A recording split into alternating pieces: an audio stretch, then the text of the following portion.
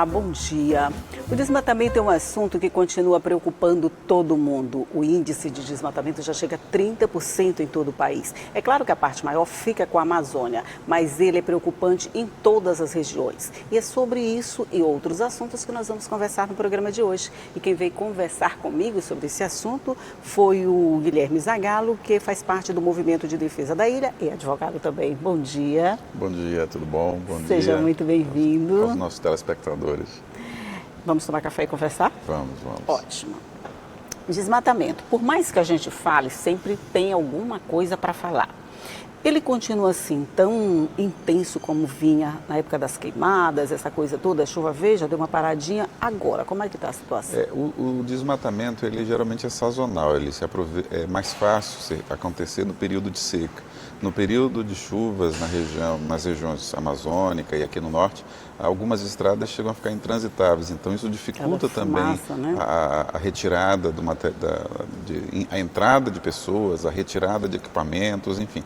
O desmatamento nesse período de chuva ele diminui um pouco. Por isso que a amostragem mais precisa é aquela que é feita com dados anuais, né, que pega um ciclo inteiro climático, todos os períodos do ano, período seco, período úmido. E, infelizmente, os dados do Brasil apontam um crescimento aí da ordem de 30% no desmatamento no ano de 2019. Já havia uma sinalização dos relatórios mensais feitos pelo INPE, mas os relatórios anuais confirmaram e são em linha, são sistemas diferentes, satélites diferentes, mas todos convergiram para a mesma informação, de um crescimento do desmatamento no país como um todo, mas principalmente na região amazônica. Esses 30%, eles são altos porque eles nunca tinham chegado a esse patamar, ou eles são altos porque eles são altos mesmo? Eles são altos porque eles revertem uma tendência de queda que vinha acontecendo em relação principalmente a região amazônica. A gente já teve períodos no passado em números absolutos até de queimadas em intensidade maior. Só que houve todo um processo de aumento de fiscalização, as equipes do IBAMA, enfim, essas próprias ferramentas tecnológicas, elas passaram com que a ação daquele desmatador, daquela pessoa que está colocando fogo na floresta, passasse a ter uma consequência, uma multa administrativa, uma ação judicial. Então houve realmente um processo de diminuição ao longo dos anos. O problema é que com o discurso que acabou prevalecendo na eleição, contrário à fiscalização ambiental, dizendo que o IBAMA multa demais, enfim, as equipes se sentiram fragilizadas, mudou até a própria metodologia de aplicação de multas, a necessidade de passar por uma câmara de conciliação. O fato é que nós tivemos uma redução da fiscalização com esse discurso, vamos dizer assim, que favoreceu esse tipo de iniciativa. As pessoas se sentiram mais livres para retomar o processo queimado. Então, menos até do que o que foi perdido, e foi perdido um volume considerável de floresta, é o problema da sinalização. As pessoas acharam, a gente vinha num caminho de redução e fizemos uma inversão na curva para um crescimento rápido e retomada do desmatamento. Aí chegamos nesse 30%. A partir de agora, com a discussão toda em torno disso, porque quando começou o ano, eu falo ano passado, né, houve esse, vamos dizer, afrouxamento desse sistema de fiscalização, desse processo todo. Agora, com a retomada dessas discussões e os resultados que a gente viu que não são dos melhores, você diria que daqui para frente pode haver uma mudança nesse cenário? Olha, vai acontecer porque hoje há uma pressão muito grande dos consumidores em nível internacional, especificamente carne bovina. Os compradores, as grandes redes de comercialização, elas sofrem, vamos dizer assim, uma cobrança mais intensa por parte dos consumidores, sobretudo na Europa. Isso. Então já há uma pressão do próprio mercado, vamos dizer assim, pressionando o governo brasileiro para que se reverta essa tendência, se estabilize e se retome, vamos dizer assim, um caminho de redução do desmatamento. Fruto disso é que o governo brasileiro, ao longo do ano, começou a mudar gradativamente o discurso. Agora fala na criação de um Conselho da Amazônia, que não está ainda muito claro qual vai ser o seu papel, mas nitidamente o governo percebeu que se seguisse no discurso inicial, isso teria consequências de mercado, né? Os produtos brasileiros, produtos da economia, do agronegócio brasileiro, seriam cada vez teriam, vamos dizer assim, uma dificuldade maior de ingressar em determinados mercados. Então, se houver pragmatismo por parte do governo, e eu acho que acontecerá por conta da pressão dos agentes econômicos envolvidos, nós devemos ter uma redução, vamos dizer assim, uma inversão dessa tendência. Não sabemos ainda em que velocidade, qual vai ser a extensão disso, se essa iniciativa agora é mais retórica do que prática, mas as próprias pressões de mercado dos consumidores em nível mundial devem fazer com que a gente, vamos dizer assim, reverta um pouco esse quadro tão ruim para o país. Tomara que desça na velocidade que subiu, né? Até porque a Amazônia é tipo uma vitrine do mundo, né? Qualquer problema que acontece lá tem muita visibilidade no mundo inteiro e o mundo inteiro se mobiliza em prol disso. A partir de agora, com essa sinalização do mercado, com essa mudança de discurso, a gente não sabe os efeitos, a possibilidade de criação desse Conselho da Amazônia, ainda é uma possibilidade? Ainda é uma possibilidade, ainda não tem um ato administrativo, não tem, ele não está desenhado, né? Nós temos algumas ideias anunciadas pelo governo, talvez isso esteja ainda sendo maturado, seja discutido, pode ser inclusive que essa reunião anual que acontece em Davos, que está acontecendo, pode também ser uma forma, um lugar onde o governo pode estar conversando com outros países, com agentes econômicos, no sentido de tentar dar uma forma a essa iniciativa. Vamos aguardar nas próximas semanas os desdobramentos. Né?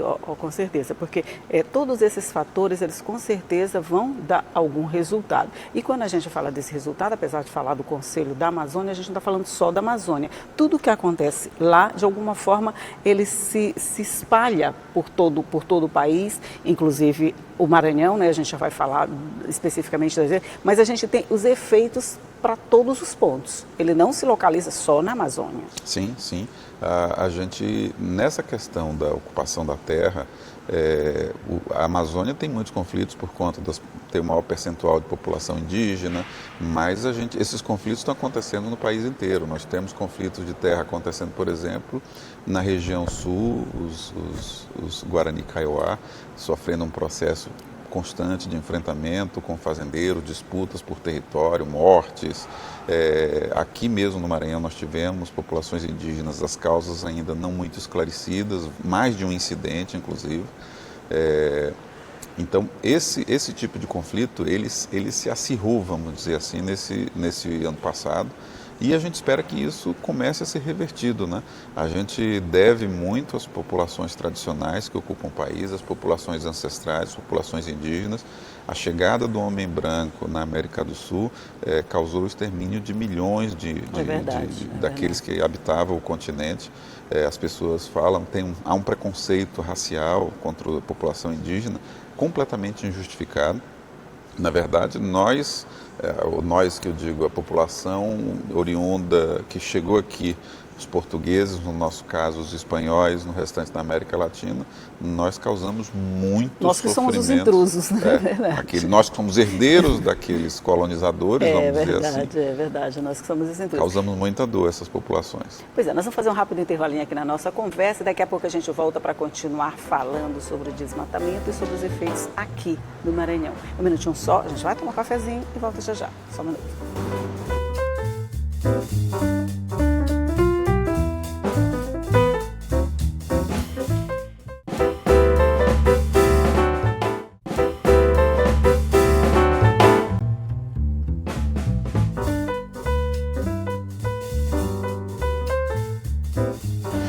Já estamos de volta conversando aqui com o advogado Guilherme Zagalo, falando sobre desmatamento, queimadas e tudo mais que a gente teve falando nisso. A gente está falando desses conflitos agrários e parece que a situação vai melhorar, mas essa semana mesmo a gente já teve conflitos aqui no Maranhão que resultaram em morte de agricultores, de pai e filho, mais ou menos, não é? Sim, infelizmente nós tivemos uma retomada, né? Depois de um período longo de decréscimo desse tipo de conflitos, nós tivemos realmente uma série de um crescimento, ainda não tem a consolidação desses dados, dessas mortes, até porque algumas dos incidentes, a causa ainda não está totalmente conhecida, então não é possível afirmar ainda se foi um conflito agrário ou se tinha alguma outra motivação, alguma questão pessoal, mas é fato, é perceptível que esses incidentes envolvendo a disputa pela terra, eles tornaram a crescer, vamos dizer assim, no Estado. O que é muito ruim, né? Isso nos coloca de volta ao passado em alguns aspectos, né? Os anos 80, em que esse conflito pela terra gerava aí a morte de dezenas de pessoas. Uma sinalização muito ruim, uma sensação de retorno ao passado. Retorno ao passado, de um passado não muito bom, vamos dizer assim, né? Quando o Maranhão ocupava um lugar nada honrável nessa lista de conflitos agrários, né? A gente estava sempre lá, quase no topo da lista, mas a gente, na sua opinião, a gente corre o risco de voltar a situações assim? Ou também, como está vendo na questão das queimadas, do desmatamento, da flexibilização da fiscalização, a gente pode também ter um declínio dessa elevação de conflitos? Olha, eu acho que essa cobrança que é feita hoje por parte dos consumidores em nível internacional, ela é muito focada inicialmente nas questões, vamos dizer assim, da natureza, do desmatamento, mas ela também tem ligações, as populações indígenas têm feito denúncias em fóruns internacionais, então é questão de tempo para que também esse tipo de cobrança seja áreas onde ocorrem conflitos com morte de populações indígenas, certamente terão dificuldades a produção oriunda daqueles locais de ingressar no mercado. Talvez não seja não é uma coisa que é monitorável por satélite, online, qualquer país pode fazer o seu próprio acompanhamento, mas isso com certeza tem influência, sim, nessas políticas, vamos dizer assim, né? Então, se isso, a gente está num momento agora de crescimento, eu acredito que também vai passar por um momento de retomada depois o ideal era que nós não tivéssemos esse tipo de violência, claro, mas pelo menos retomada de um né? declínio permanente e consistente desses incidentes. Ok. Com relação a queimadas de desmatamento, até que ponto o Maranhão foi afetado por essa questão? O Maranhão tem uma parcela da sua área na região amazônica, embora essa parcela da região amazônica, no Maranhão já seja muito degradada, então, em termos de número de focos percentual, os nossos indicadores são menores do que outros estados da região amazônica em função dessa degradação, que já é uma degradação razoável na região do Gurupi, enfim, há muito desmatamento já na parcela amazônica, vamos dizer assim, do estado do Maranhão. Os maiores focos foram nos estados do Pará, do Mato Grosso, exatamente hoje as fronteiras de ocupação da região amazônica, né? O Maranhão teve um volume razoável, mas não tanto quanto esses estados, mas em função de já ter uma área desmatada muito elevada na sua parcela do bioma amazônico. Agora, a gente todo mundo sofre as consequências, né? A Amazônia mesmo, por exemplo, as pessoas associam ao rio Amazonas, mas a Amazônia é importante para o país e para o planeta, do ponto de vista ambiental, né? Os pesquisadores chamam que a Amazônia tem um rio aéreo muito maior do que o rio Amazonas em si, que é a quantidade de umidade que o bioma amazônico gera e que acaba sendo carreado para o centro-sul do Brasil, no nosso caso, né? Aí fica fácil de entender, quando você fala desse rio aéreo, fica fácil de entender se você vai fazendo focos de desmatamento, esse rio aéreo com certeza vai ser... Essa é a preocupação dos pesquisadores. Alguns pesquisadores que estudam a Amazônia há décadas, os professores, os doutores, eles avaliam que a partir de um determinado nível de desmatamento da Amazônia, essa verdadeira bomba climática, a umidade da Amazônia acaba puxando, levando, ela tem efeito sobre outras partes do país, mas se você aumenta o desmatamento, essa capacidade dele de transferir umidade de uma região para outra vai se perdendo. Ficando comprometida, então, claro. não só a Amazônia pode ser afetada, mas a própria produção agrícola da região central do Brasil pode sofrer graves consequências. A gente hoje, ainda mais com esse quadro de mudança climática, né, nós vimos, o mundo viu estarrecido a morte de milhões de animais, quase 1 bilhão de animais, estimativa na Austrália.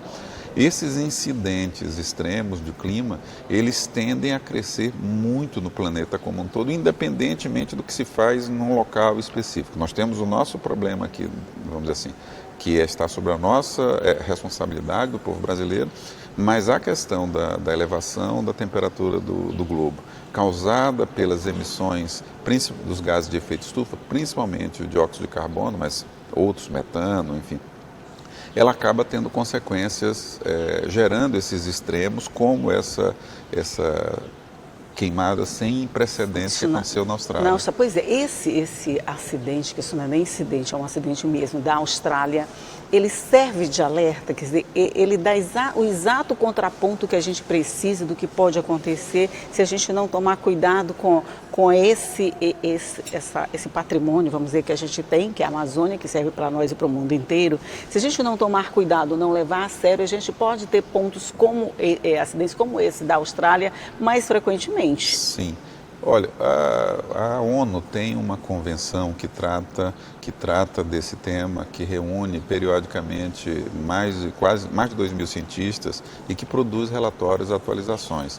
A última versão desse relatório sinaliza que nós já passamos de um ponto, vamos dizer assim, de que nós poderíamos retornar a condições anteriores. Nós hoje estamos entre quais serão os efeitos da mudança climática no curto e médio prazo. Quantos graus a temperatura vai elevar? Variando de 1 até 4 graus. Não se fala mais na possibilidade, vamos voltar ao que a gente era antes. Não temos. Mitigar os impactos daquilo que nós já temos. E o problema é que as medidas que estão sendo tomadas não são suficientes para fazer isso. Então, provavelmente, nós caminhamos para um cenário intermediário a extremo dos efeitos da mudança climática. Muitos países negam a própria mudança climática, o Acordo de Paris, que tinha sido um avanço no sentido da gente reverter ou diminuir as nossas emissões. Ele está sendo, vamos dizer assim, alguns países estão se retirando do Acordo de Paris ou sinalizando que pretendem fazê-lo.